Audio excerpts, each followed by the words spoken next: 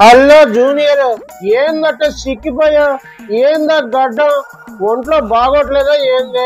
లేదు నాని అన్న, నేను పర్ఫెక్ట్లీ ఆల్ రైట్. కాకపోతే కాస్త వర్కౌట్స్ ఎక్కువ చేస్తున్నాను నెక్స్ట్ మూవీ లుక్ కోసం. ఏం మూవీ ఏం పాడు? నువ్వు లావుగా ఉన్నప్పుడే బాగున్నావు తారక్. అప్పట్లో నేను చూస్తే ఎంట్రావరావుని చూసినట్లు అనిపించేది. ఇప్పుడు మరీ ఇలా తయారయ్యావు, నాకు అసలు నచ్చలేదు. నువ్వు అన్నది కరెక్టే అన్న. ఇప్పుడు ఒకేలా ఉంటే ఎలా? నటుడిగా నేను రోజు రోజుకి ఇంప్రూవ్ అవుతున్నాను, అలాగే ఫిట్నెస్ పరంగా కూడా చేంజ్ అవుతున్నా. నటుడిగా బ్రహ్మాండంగా చేస్తున్నావు గానీ నాకు మళ్ళీ నిన్ను లావుగా బొద్దుగా ఉండే ఎన్టీఆర్ లుక్ నే చూడాలని ఉంది. ఆ టైం వస్తే మళ్ళీ అలాగే అవుతాలే అన్న. నువ్వు కూడా బాగా చిక్కిపోయావు. నేనంటే ఆ చెత్త ఈ చెత్త, ఆ గొట్క ఈ గొట్క నమిలి హెల్త్ ఖరాబ్ చేసుకున్నా. నువ్వు యువకుడివి, 40 ఏళ్ళ కుర్రాడంటే ఎట్లా ఉండాలి? సరే సర్లే అన్న, లుక్ దేముంది. ఈ సినిమా అయిన తర్వాత మళ్ళీ నా స్టైల్లోకి నేను వచ్చేస్తాను, నువ్వేం కంగారు పడకు. నేను ఒక్కడే కాదు, నీ ఫ్యాన్స్ అందరూ కూడా భయపడుతున్నారు, బాధపడుతున్నారు. ఎన్టీఆర్ అన్నకి ఏమైంది, ఎన్టీఆర్ అన్నకి ఏమైంది అని చాలా మంది నన్ను కూడా అడుగుతున్నారు. ఏం కాలేదులే, ఏదో షూటింగ్ లో ఉన్నాడు, అందువల్ల గడ్డం పెంచి కాస్త సన్నగా ఉన్నాడు అంతే అని సర్ది చెప్పా. ఓన్లీ అన్న, నువ్వైనా కాస్త అభిమానులకి భరోసా ఇస్తున్నావు. ఇదిగో తారక్, నేను నీకు అన్నగా ఒక మాట చెప్తా, నువ్వేం అనుకోవుగా? పెద్దవాడిగా నువ్వు ఏ మాట చెప్పినా నేను వింటానన్నా, కాదన్ను. నువ్వు ఏం మొహమాట పడకుండా అడగాలనుకున్నది అడిగే. నువ్వు ఆ హిందీ సినిమాలు మాయలో పడిపోయి తెలుగు నేటివిటీకి దూరం అయిపోతున్నావు. అంటే దానికి కారణం ప్రభాస్ అన్న, అలాగే మన బన్నీ, చెర్రీ, ఇప్పుడు మహేష్ అన్న కూడా. బాలీవుడ్ లో వీళ్ళంతా దూసుకుపోతున్నారు.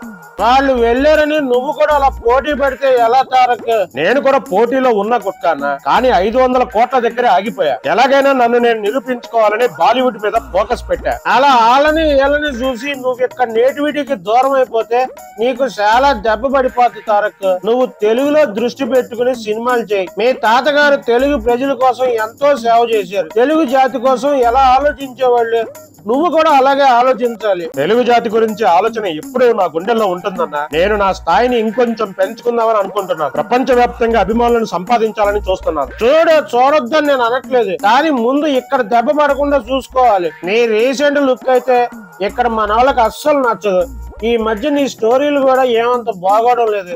మళ్ళీ ఆ పాత లుక్ వచ్చి ఖచ్చితంగా నాని అన్న, నువ్వు చెప్పిన మాటలో నేను మైండ్ లో పెట్టుకుంటాను. ఆల్రెడీ ఇప్పుడు కమిట్మెంట్ అయిపోయాను కాబట్టి కొన్ని సినిమాలు వాళ్ళకి చేస్తాను. తర్వాత నువ్వు చెప్పినట్లే మన లోకల్ లుక్ లోకి వచ్చేస్తాను. ఇక్కడ కూడా మంచి మంచి డైరెక్టర్లు చూసి సెలెక్ట్ చేసుకో. గతంలో అట్టగే కొంతమంది సౌడు సన్నాసులు నిన్ను దెబ్బేశారు. అవునన్నా, బాలయ్య బాబాయిని, సమరసింహారెడ్డి, నరసింహనాయుడు లాంటి సినిమాల్లో చాలా అద్భుతంగా చూపించి నాకు మాత్రం ఆ బి గోపాల్ గట్టి దెబ్బ వేశాడు. మామూలు దెబ్బ కాదు, అసలు అల్లరి రావుడు ఏంది, ఆ నరసింహుడు ఏంది, ఏమన్నా స్టోరీ ఉందా? అట్లే నా గుండెలో స్టోరీలు ఒప్పుకొని దెబ్బేశావు. అలాగే నన్ను నమ్మించి స్టోరీ ఎరగదీస్తది, సూపర్ ఉంటది అని చెప్పి మెహర్ రమేష్ కూడా మాయ చేశాడు. అవునవును, ఆ కంత్రి అంటే, ఆ శక్తి అంటే రెండు పనికి మాలిన సినిమాలు. నీ ఇమేజ్ మొత్తం డ్యామేజ్ చేసి పారేశాడు. అందుకే ఇక్కడ డైరెక్టర్లను నమ్మాలంటే భయం వేస్తుందన్న. ఎవడో ఒకరిద్దరు చేశారని అందరూ అట్టగా చేస్తారా ఇందే? మంచి మంచి డైరెక్టర్లు కూడా చాలా మంది ఉన్నారు. నువ్వైతే ఆ నేషనల్ రేంజ్ సినిమాలు కొంచెం పక్కన పెట్టి లోకల్ గా నిన్ను నమ్మి ఇష్టపడ్డ నీ నందమూరి అభిమానుల గురించి మంచి మంచి సినిమాలు చేయాలి. తప్పకుండా చేస్తానన్నా. మంచి మంచి సబ్జెక్టులు, మంచి డైరెక్టర్లు చూసుకుని ఖచ్చితంగా మంచి హిట్లు ఇవ్వడానికి ప్రయత్నం చేస్తాను.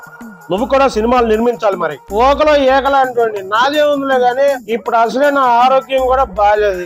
నేను సినిమాలు చేసే పరిస్థితి కాదు, కనీసం చూసే స్థితిలో కూడా లేను. ఇంకేం చేస్తాను నా బొచ్చులది. నువ్వైతే నేను చెప్పిన ప్రకారం నడుచుకో మరి. సరే, చాలా టైం అయిందే, ఉంటానా? ఓకే గుట్కా అన్న, ఆరోగ్యం జాగ్రత్త. మళ్ళీ కలుద్దాం. బాయ్.